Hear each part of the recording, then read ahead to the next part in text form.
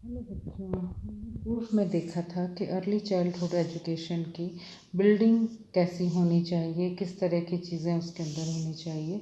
तो हमने देखा कि वहाँ खेल का मैदान किस प्रकार का होना चाहिए। अब आगे है कि स्टाफ और वर्कर्स किस प्रकार के होने चाहिए, किस तरीके के होने चाहिए और कौन कौन होना चाहिए। सबसे पहले है प्राचार्य या प्रिंसिपल। प्रिंसिपल का होना एक ऑर्गेनाइजेशन के लिए बहुत ज़्यादा ज़रूरी है, क्योंकि अगर प्रिंसिपल या हम कहें कि घर का अगर मुखिया नहीं होगा तो उसके अनुशासन और उसको कंट्रोल करने वाला भी कोई नहीं होगा। इसलिए एक सौम्य स्वभाव की, एक प्रभावशाली व्यक्तित्व की प्राचार्य का होना अर्ली चाइल्डहुड एजुकेशन के ऑर्गेनाइजेशन में बहुत ज़्यादा महत्वपूर्ण है और वो महत्व रखता भी है। दूसरा है कक्षा अध्यापक, क्लास टीचर जिसको कहते हैं।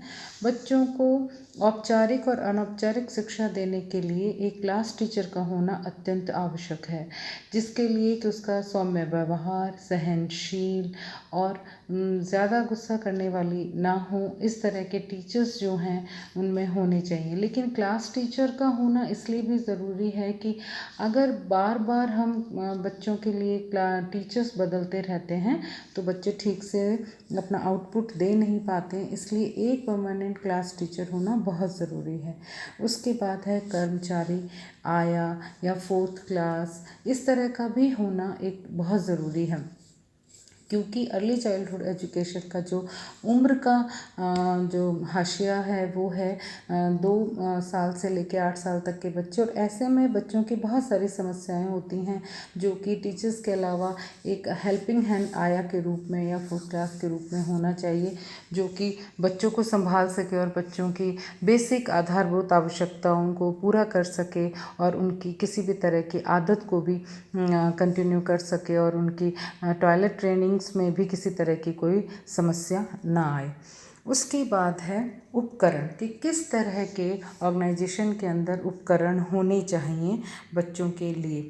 अब इसके अंदर सबसे पहला जो है वो है टीचिंग इक्विपमेंट, यानी कि शिक्षण उपकरण कौन कौन से होने चाहिए, जिसमें कि पहला है शामपट, ब्लैक बोर्ड होना चाहिए जिसकी हाइट इतनी हो कि छोटे से छोटा बच्चा वहाँ तक पहुँच सके।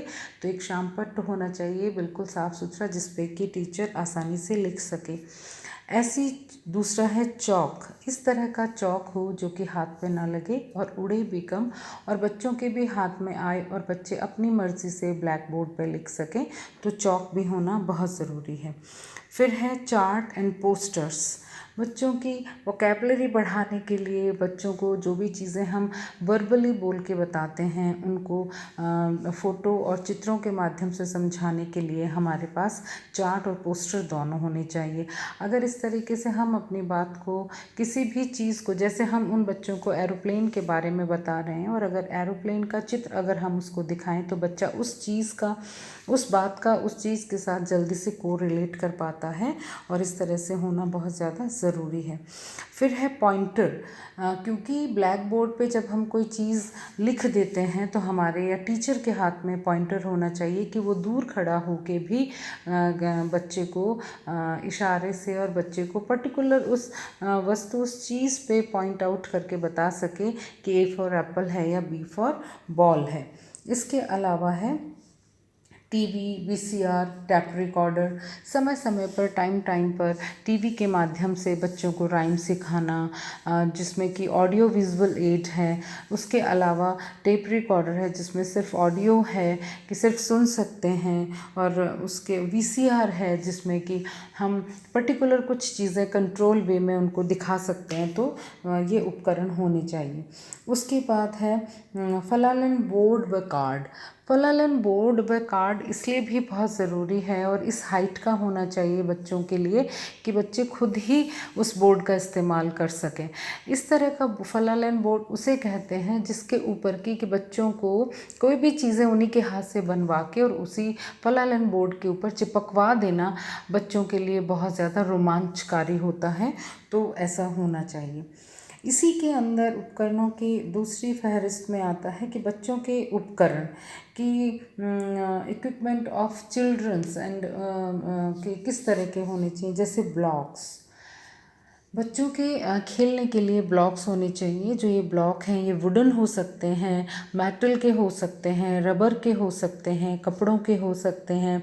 लेकिन विशेषकर ध्यान रखना इस बात का ज़रूरी है कि अगर वुडन ब्लॉक्स हैं और मेटल के हैं तो इनके एजेस इतने शार्प नहीं होने चाहिए कि किसी भी तरीके से बच्चे को हानि पहुँचे।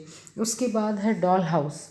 जो अर्ली चाइल्डहुड एजुकेशन है उसके अंदर डॉल हाउस का होना इसलिए आवश्यक माना जाता है, या एक हाउस मॉडल हाउस का होना इसलिए माना जाता है कि बच्चे, चाहे वो मेल हो चाहे वो फीमेल बेबी हो, उसको अरेंज करने में, उसको खेलने में बहुत इन्जॉय करता है, और इसके लिए डॉल हाउस या मॉडल हाउस का होना बहुत ज़रूरी है। उसके बाद है ड्राइंग कलर।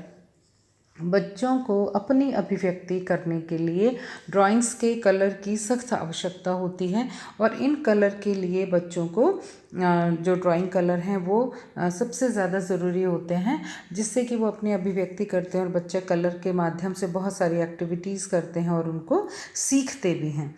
तो कलर जो हैं वो ड्राइंग कलर। इसके बाद आता है अन्य उपकरण।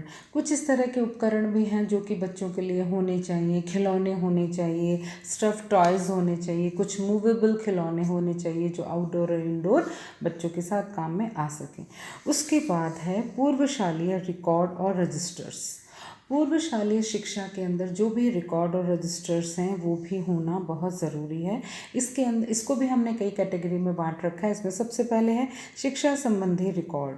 शिक्षा संबंधी रिकॉर्ड रखने के लिए इसमें भी सबसे पहले उपस्थिति रजिस्टर, छात्राओं की उपस्थिति रजिस्टर्स का होना बहुत ज़रूरी है छात्र छात्राओं के लिए, जिससे ये पता चलता रहे कौन सा बच्चा रेगुलर आ रहा है और कौन सा नहीं, और बच्चों को भी हम रेगुलरिटी का जो पाठ है वो उसमें पढ़ा सकें। दूसरा है शिक्षक उपस्थिति रजिस्टर। शिक्षकों की भी उपस्थिति को पंजीयन करने के लिए या शिक्षकों की भी उपस्थिति पर नज़र रखने के लिए शिक्षक का भी एक उपस्थिति रजिस्टर होना चाहिए। उसके बाद है परीक्षा रजिस्टर।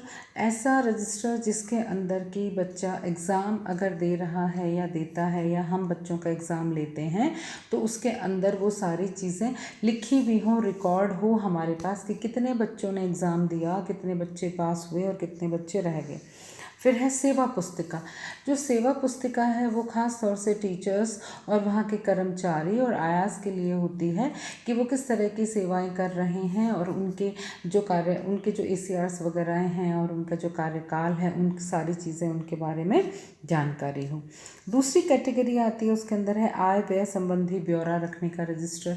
कितनी उस अर्ली चाइल्डहुड एजुकेशन जो है आपका पूर्वशालीय जो शाला है उससे आपको कितना आपने खर्च किया, आपको कितना प्रॉफिट हुआ, कितना घाटा हुआ, इन सब के बारे में जानकारी मिल सके। फिर है विद्यालयी फॉर्म कि आपके ऑर्गेनाइजेशन का कुछ फॉर्म होना चाहिए कि एडमिशन के फॉर्म कितने थे, कितने भर गए, कितने नहीं भरे, कितने खाली रह गए। उसके बाद है विद्यालय का चार्ट। रूपरेखा वाला एक चार्ट होना चाहिए जो कि हर दम आपके विद्यालय में लगा रहे। हर समय पूर्वशालीय शाला के अंदर वो इस तरह का इन्फॉर्मेटिव चार्ट होता है कि आपके यहाँ कितने बच्चे हैं, क्या क्या पढ़ाया जाता है, कितने टीचर्स हैं, कितने कर्मचारी हैं, इनके बारे में सारी की सारी इन्फॉर्मेशन और वर्ष भर की गतिविधियों को भी उस चार्ट के अंदर लिखा जाता है। अब लास्ट है संचय record cards. Cumulative record cards जिनको कहते हैं वो हैं कि जितना कुछ हमारे पास है, हमने जो संचय कर रखा है, जिसको हमने इकट्ठा कर रखा है, वो किसके तहत आते हैं, उन सब चीज़ों का भी रिकॉर्ड हमारे पास होना चाहिए। कितने खिलौने हैं, कितना फर्नीचर है, कितना हमने क्या किया, कितना टूट गया, कितना सेफ है, कितना और आना है, कितना और नहीं आना है, ये सारी चीज़ें। तो उपरोक्त सारी चीज़ें जो हमने अब तक देखी वो है पूर्वशालीय शिक्षा के भवन, या हम कहें बिल्डिंग, या उसके उपकरण, इन सब के बारे में कि एक पूर्वशालीय शिक्षा का जो भवन होता है उसके अंतर्गत अन्य उपकरण और संसाधन हैं वो किस तरीके के होने चाहिए।